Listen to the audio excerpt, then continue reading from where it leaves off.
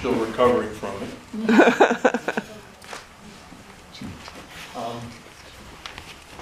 This is hardly rehearsed. So my name's Paul Lally, and I'm happy to be here. Back in 1981, I answered an ad in a broadcasting magazine that said, wanted television director for children's television show. That was it. And a month later, I was a director and writer for Mr. Rogers' Neighborhood. And that's how I had 10 years with Fred working out in Pittsburgh, Pennsylvania.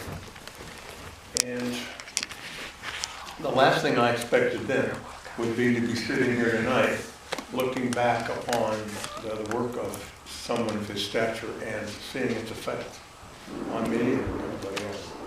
And the purpose of this tonight is to really talk about something that I, as a writer, relied on people who were sitting next to me, their knowledge of the power of affective learning in a child rather than cognitive, which is 1, 2, 3, ABC, and that's Sesame Street. And Fred was, what do you do with the mad that you feel? Affective learning is I don't even know if it happens today a little bit, but it was not done at all. So that's the purpose of Fred's work, and it has grown enough to allow people of the stature who are next to me who know how to actually teach that and the value of it. And I'm going to pass the mic across, and we're just going to talk a little bit, but we're going to start with introductions. So. Hi, I'm Helene Anzalone. I am the prevention coordinator at the Bureau of Student Wellness and the Office of Social and Emotional Wellness at the Department of Education. Hi, my name is Heidi Crumrine, and I teach English and reading at Concord High School, and I also am the 2018 New Hampshire State Teacher of the Year.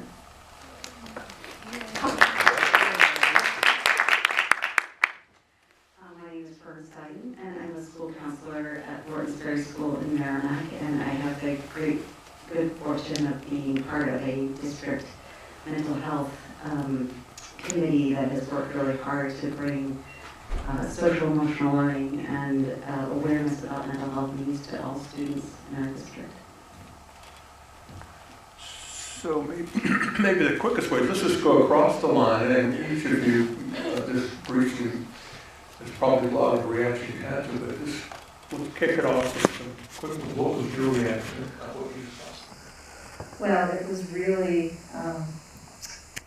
it just brought back so many memories. I was the middle child, one of 6, and I was just at an age when I was a little too old for Mr. Rogers, but because I had younger siblings, we all just kind of got into it. It was every night while my parents were preparing dinner, we'd all be in there, and it just brought back also some of the trauma, which we know so much more about. Bobby Kennedy's assassination, and then it started me thinking about other losses in my family, and really something like Mr. Rogers was a way where you kind of felt affirmed. And the older kids would giggle about it a little and sing the songs, but when I texted my siblings today to tell them I'd be here tonight, we've had a text going back and forth all day with Mr. Rogers' lyrics, and remember this one and that one. So it really was part of the fabric of our lives, both as children and as developing adults. And when I think of the impact it really had with all that was going on in the world, with so many changes with TV and all of that, it really, it's not something I've thought about for a while, but it really became part of who I am. So it's pretty amazing. Myself, it brought back a lot of memories myself too. So I grew up in Pittsburgh and grew up watching Mr. Rogers, but also he was a good friend of my dad's, and I loved to answer the phone and say, "Hello, Mr. Rogers," and my dad and I danced to "If You I Like" at my wedding, and so as a kid, I liked the show and I loved him, but I didn't fully, obviously, understand the impact. And then as an adult, entering adulthood, my first day of teaching was in New York City on September 11th. And I'd only lived in the city for 11 years. And my dad actually reached out to Fred and just, said, hey, he's struggling a little bit. And he wrote me and said, you're so lucky to be in New York right now where everybody gets to come together in such a terrible time. And it just really changed everything for me. I think, honestly, if you hadn't shifted that perspective that way, I would have run screaming home and probably not finished my program. But, so I reflect on that a lot as a teacher and thinking about, first of all, the day I entered the profession was that I thought I became a teacher to change the world was the day the world fell apart. And then that advice that he gave me has allowed me to keep great perspective in the classroom when things are stressful, frustrating, overwhelming, or I think about our world right now and how divisive it is. And I saved the email and I still pull it up 20 years later. So this reminded me of all that too.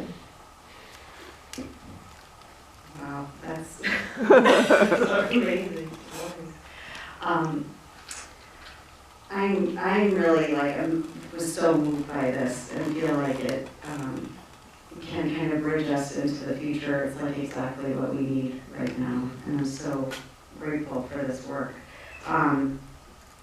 There's so many themes that I just kept grabbing onto as I watched, but one of them that really struck me was the idea that he had will, the sense of will that drove him, and this belief that you can be transparent about your beliefs about what children need, and that we don't have to kind of conceal that value, that we can be out with with the message that we care about children, that love is important. It seems crazy, but these are almost things that we need to kind of bring back into the public sphere. And the idea that we can say, that's wrong, that's not okay, and to have those kinds of voices be present. I mean, there's so many ironies right now. There's so much going on in the world, and yet there are things that are almost unmentionable, like talking about death and talking about scary things. We have to, we really struggle about how we present those in a school setting or a public setting. So it's just a great gift to revisit his messages, to see how he dealt with these incredibly difficult topics from the first week of his programming, and what a gift that was to our society. It's incredible. And, so I was really moved by this. Thank you. One thing that I learned in working, when you would write a script for the neighborhood, that you would meet with Dr. McFarland, with Margaret. Coincidentally, was the fastest driver in the world. She drove 80 miles an hour. She just was a rocket. When I first moved there, I thought of living on the other side of the tubes, the tunnels. And they said, yeah, it's okay, but it's a bit of a commute coming in. And I was talking to Margaret, and I said, I want to take you in. She said, oh, tiny voice, she said, oh, that maybe 15 minutes. I said, that's pretty good. She said, well, it's okay. So, and I fortunately bought someplace else, but one day I'm stuck in the traffic, waiting to get to the tubes, and rocketing down the shoulder where you're not supposed to drive, this tiny head, and Margaret's she's just driving down to Pittsburgh, and everybody just, they made way for Margaret. So, and that's a sidebar, but what she taught me, and this really sounds inappropriate, but not really, that Ernest Hemingway once wrote that human beings have a built-in shock-proof bullshit detector. Okay, it's built in. And when Fred talks about that child who said his ear fell off the dog, that's the kid was saying, all right, are you gonna tell it to me straight? And we forget that we were little too. I used to tell my kids I didn't come out this way. I was a teeny when we grew up, and that his ability to tell the truth and to, I I guess, assume an equal relationship with the child, which is what he did. And he got that, as he would with you and I, we're equal, so he could do that with the child. So all his writing reflected that. And what was really important is that you had to make it abstract. You couldn't just say X, Y, and Z, and they would make it. It was all very subtle, and because we appreciate art. Art kind of helps us represent something rather than being straightforward. So that was Fred's part. So you'd see his, helicopters and abstract things, but they represented, and the child appreciates that. So they're seeing that you're going to that effort. And that I feel his simplicity was based on there's no one in the world exactly like you. People can love you exactly the way you are. And one of his mantras, he and I say, was, people want to love and be loved. Everything else is commentary. It's just that simple. And I've never found a counter-argument to that. And I find that your work with teaching this to children is a whole other gig. And that's what I find, and nowadays especially, that children, for that to happen, I'd be interested in how you go about that, and what are your challenges nowadays in doing something like that? Well, working at the Bureau of Student Wellness, we do a lot of training with teachers and others in the community around what they can do to help children to deal with those things that put them at risk by helping them to develop protective factors.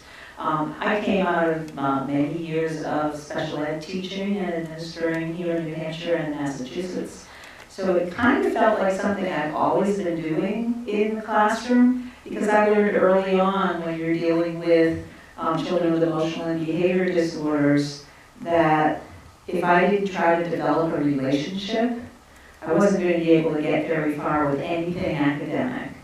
So it kind of became part of the fiber of my being. So when I had the chance to jump into student wellness, I decided, let's do this now and see how things are going. So what we do a lot of is talk about, and what Fred said in the movie, you don't need to jump through hoops to have a relationship with a child. They will know if you're not authentic, if you're not real, if you're not invested. And sometimes it's just by being that one key adult. We talk with teachers a lot. We do training around youth mental health first aid, recognizing the signs of mental health issues or suicide. And I always, have a classroom full of educators or paraprofessionals, and we say, that the top protective factor is for students to have a relationship with one key adult. Many times these days, that one key adult is not necessarily a family member. So often, even when they do have that with a family member, teachers and people who work in schools become that key person. And I tell them what they need to hear, I think, because I needed to hear it when I was in the classroom. You, on your worst day, with that student that you are racking your brains, staying up at night, what can I do to get through to this kid? You may be that adult in that child's life, and in many children's lives, and you may never know it, or with social media, sometimes you know it now. I have a student from my very first class who's a grandfather now. He gets in touch with me for holidays, including Mother's Day. He called me when my mom died. He called me when his mom died. And I tell him, I go around Daryl and talk about you all the time. And he said, good. He said, people need to hear that, that relationship is so important. And so it's nothing magic. Sometimes people are looking for, what's that book or that curriculum, or, we have to buy this new program. No, we just have to get back to developing relationships and being that person for as many children as possible. I would concur. I think that we are looking for, we're making it too complicated. It's quite simple. They're human beings, and they are emerging, in my case, at the high school level, into adulthood, and that's hard, and they need people to say to them, I care about you, I'm proud of you, I'm glad to see you today. And I think that sometimes as teachers, we naturally get wrapped up in what we have to teach because there's a lot expected of us. But like you said, there's no learning if they don't have a relationship with you. And there's this TED Talk with Rita Pearson, Every Kid Deserves a Champion, and she said, quotes her mother, who says, kids don't learn from people they don't like. And not that it's a popularity contest, but I don't need a program to help me connect, but when they come in, I have sort of taken a cue from Fred, and you say what you're thinking. Hi, I'm glad to see you today. Are you okay? You look a little tired. I don't want to be in school today. Well, I feel that way too. I think we make it so complicated. And they're humans, we're humans, and we need to connect. And I think that if we break down some of the barrier of, what's the rubric or whatever, it's hello, hi, come in, I'm glad you're here. Yeah, I completely agree. And we in our district, we've talked a lot about helpers and that every student has a helping team. And I really love that last quote that his mom told him, always look for the people who are helping. There's always someone there to help. And that's something that I think if you we've talked a lot about infusing that into your school culture and to make sure that kids are feeling that way. And it does sound, it shouldn't be an extra, it shouldn't be something that we have to necessarily talk about, but we do have to have that vision and work toward that vision as any kind of organization does, and especially when our goal is to educate, so we have to start integrating what it means to be in a relationship with kids with what it means to be educated and have it be a part of that story rather than be something sort of separate. So I think that's our goal with building. We really talk about building a system of care. So understanding that kids aren't just a part of a school and they go home and they're part of a family and then they go to the doctors, but seeing the community, the neighborhood as a place where kids live across all these spheres, and that we have to be developing that connection. And I sometimes think of it as we talk about the core curriculum, we'll think about the core strength for our neighborhood is this connection for kids, and for kids to see that and feel that sense of safety in that space, even with all the chaos and difficulty that they encounter in their world. So we try to infuse that into everything we do and make sure that emotions aren't sort of separated out. And we don't talk about that now because it's math time. We try to do things like have, and a lot of places are doing this now, like there's a place to be quiet in your classroom and to go and take a minute and take time for your emotions and know that a teacher will get back to you, after this lesson, and we'll talk about what's happening and what was going on, or making sure that we have check-ins in the morning. If you're having a hard time, there's a place where you can go to talk about what's going on. And then having teachers really being equipped to integrate social emotional learning into the classroom, so it's not something separate, it's what we do every